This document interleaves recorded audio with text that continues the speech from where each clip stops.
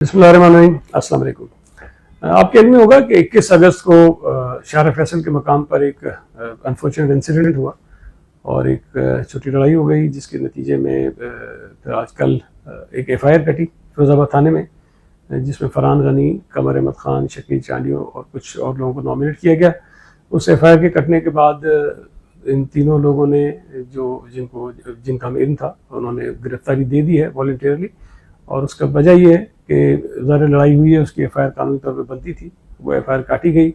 और हमारा ये ख्याल है कि अगर कोई ऐसा इशू हुआ है तो उसको हम बजाय सियासी अंदाज में करने के कानूनी तरीके से उसको हल करें।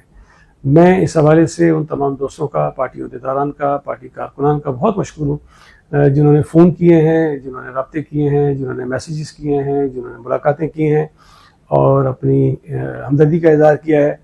मैं उनका बहुत मशकूर हूँ और यकीनी तौर पर उनके इस इक़दाम से हमारे हौसले बढ़े हैं। लेकिन मैं ये भी कहना चाहता हूँ कि ये प्योरली एक कानूनी इशू है, उसको हम कानून के तहत उसका सामना करना चाहते हैं, उसका हल करना चाहते हैं।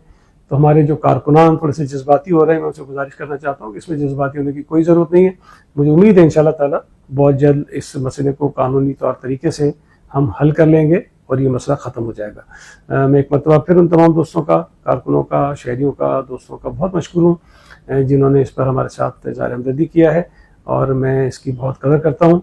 लेकिन एक मरतबा फिर कारकुनों से गुजारिश करूँगा कि इस मसले को हम कानूनी तरीके हल करना चाहते हैं, इसमें जज्बाती होने की कोई ज़रूरत नहीं है और इंशाअल्लाह ताला ये मसला बहुत जल्द हल हो जाएगा। बहुत शुक्रिया।